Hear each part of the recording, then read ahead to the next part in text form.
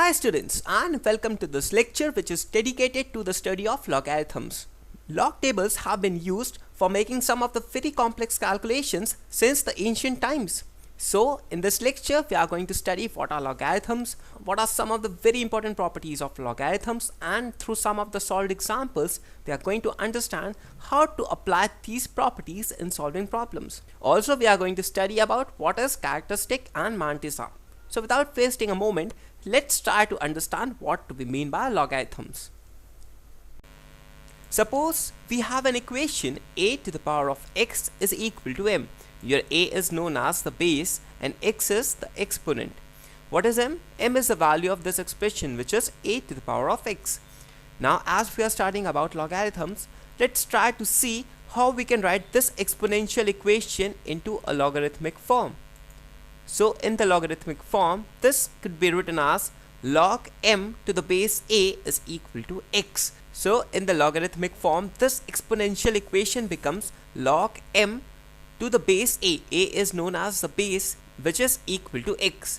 Remember that this very x is actually the exponent of a. So in the logarithmic form, the log of m to the base a would be equal to x, and x is the exponent of the base in the exponential form. This could well be written as this way. If we have this logarithmic equation, we can reduce it to this form. So this equation literally means that a to the power of x is equal to m. X is the exponent of the base a. So x is equal to the logarithm of m to the base a. So in the exponential form, this equation is a to the power of x is equal to m. And in the logarithmic form, this equation could be written as log of m to the base a equal to x. We always calculate the log of any number m to the base a. Base has got a lot of significance. So in general we can say that logarithm of a number to a given base is the power or exponent to which the base must be raised in order to produce that number. So what is logarithm of a number? We always define logarithm of a number to any particular base, and it is actually the power or the exponent to which the base must be raised in order to produce that number. This number of whose logarithm we are trying to find. Now let's take an example to understand this. We have an equation 1000 equal to 10 cube. We always know that 10 cube is equal to 1000. Now this is an exponential equation. If we want to convert it into a logarithmic equation, this would be log of 1000 to the base 10 is equal to 3. So you clearly see that it is actually the logarithm of 1000 to the base 10 is the exponent to which this base must be raised in order to get this number 1000. So 10 should be raised to the exponent 3 so that we get 1000. So in general we can say that if x is equal to a to the power of y, then y would be equal to log of x to the base a. So this is how we convert an exponential equation to a logarithmic one. If x is equal to a to the power of y, then y would be equal to log of x to the base a. Now there's something very important to note. If we have log of m to the base a equal to x, then for log to be defined, a should be greater than 0 and a should not be equal to 1. So for log to be defined, the base should always be positive. It should always be greater than 0 and its value should never be equal to 1. This is very important. Log is never defined for negative numbers and the value of base should never be equal to 1. Also, logarithm of a negative is not defined, so m should be greater than 0. So logarithm of a negative number is never defined and thus we get m greater than 0. So for log to be defined, the base must be positive number, that is it should be greater than 0 and it should not be equal to 1. Also the logarithm of a negative number is not defined, so for log to be defined we take the values of m to be greater than 0. Now we usually use a base of e, which is a natural constant. So in many of the cases you would find that the base is taken to be e, and this e is known as the natural constant. The number e is approximately equal to 2.718281828459 and so on. So it is an irrational number which is non-terminating and non-recurring. So E is approximately equal to 2.7182 and so on, and this is a natural constant. In general, we use the base as equal to E. And also you should know that in cases where the base is taken to be E, it is denoted by ln x and not log x.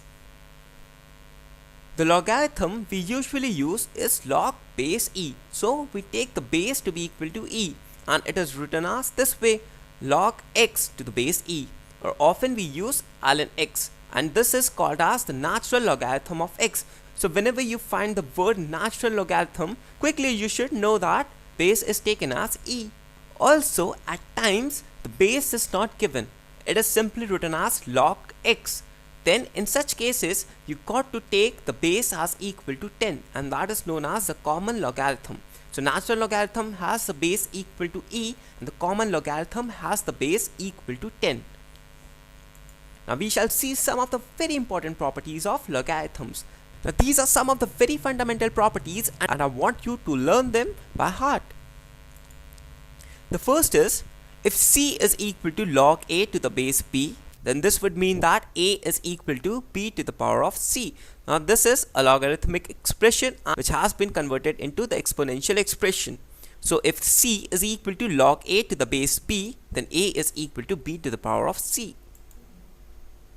The second is, ln of x to the power of y is equal to y times ln x. Here ln x means that the base is equal to e and y is the exponent of x. So ln of x to the power of y would be equal to y times ln x. So it is simply the exponent of x multiplied by ln x. So in general, if we have log of x to the power of y when the base is equal to a, then that would be equal to y times log of x to the base a. The third property is, log of r into s base a is equal to log of r base a plus log of s base a. So if we have to find out the logarithm of product of two numbers, then that would be equal to the logarithm of the first number plus the logarithm of the second number, and the base is the same, a. So the log of rs to the base a would be equal to log of r base a plus log of s to the base a. The fourth is, log of r by s to the base a is equal to log of r base a minus log of s base a. So now if we have the number as division of two numbers, then this could be written as log of r minus log of s. That is the subtraction of log of two numbers. So log of r by s to the base a is equal to log of r base a minus log of s base a. The next property is, log of p to the base a is equal to log of p to the base x divided by log of a to the base x for any x, and this property is known as change of base. So simply what we see here is that we have changed the base and we have written this expression as a division of these two terms. The first term is log of p to the base x and the denominator is log of a to the base x. So simply we have changed the base from a to x. The next property is, log of p to the base a is equal to 1 by log of a to the base b, and this property is known as the reciprocal property. So here the bases have been reversed. Here on the LHS the base is a and on the RHS the base is b. So if we want to convert log of b to the base a in terms of base b, then that would be equal to 1 by log of a to the base b, and this property is known as the reciprocal property.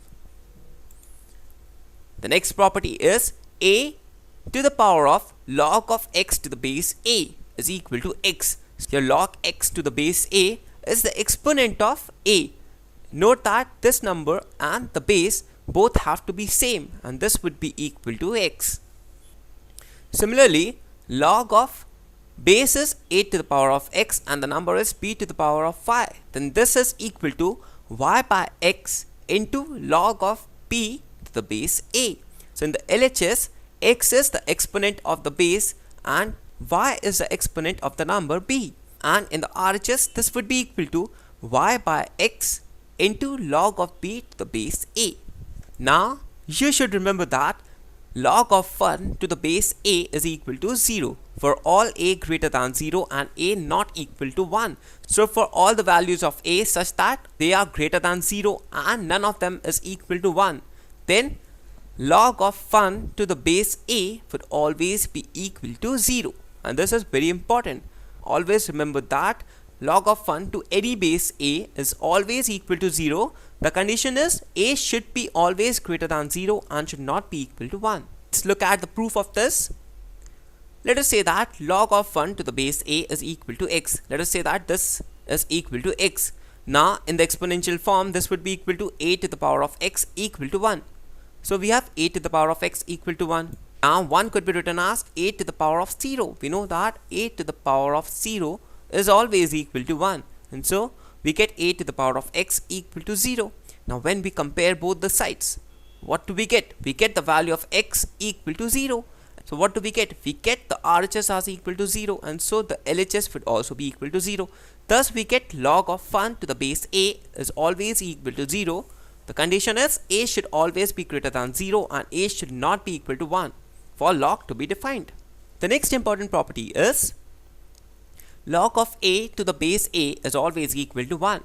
So when the base and the number both are the same, then log of such a number to the same base would always be equal to 1. Again, the condition is for log to be defined, a should be greater than 0 and a should not be equal to 1. So again, let's look at the proof of this. Let us say that log of a to the base a is equal to x. Now in the exponential form, this would be a to the power of x equal to a.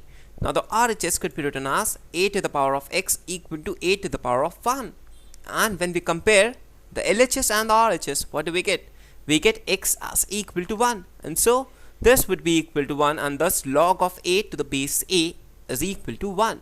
So always the log of any number to the same base is equal to 1. So these were some of the very important properties of logarithms. You got to remember them, and through examples we are going to understand these properties more clearly, how these properties are used in solving many of the problems based on logarithms. But before that, let's try to understand the graph of ln x. So this represents the graph of ln x. Ln x means that the base is equal to e. And this is the natural logarithm. And this is the graph of e to the power of x. It is in the exponential form.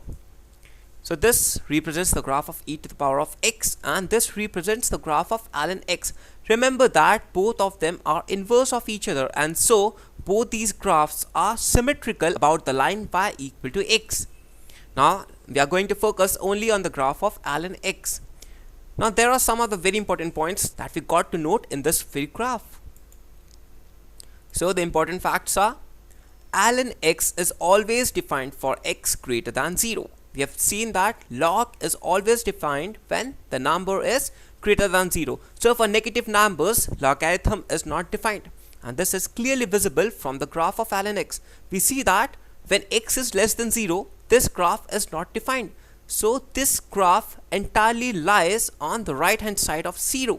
It is also not defined at x equal to 0. So for values of x which are greater than 0, ln x is always defined, and for values less than equal to 0, ln x is not defined. So from the graph you can clearly see that ln x is always defined for x greater than 0. The second important point is ln x is equal to 0 at x equal to 1. So at x equal to 1, value of ln x is equal to 0. And ln x is an increasing function. Now what is an increasing function? Increasing function means that the value of the function increases as the value of x is increased. So here the value of x is increasing, and you can clearly see that the value of ln x is also increasing. So for an increment in the value of x, see that there's an increment in the value of ln x. So ln x is always defined for x greater than 0. Ln x is equal to 0 at x equal to 1, and ln x is an increasing function. So when x increases, the value of ln x also increases.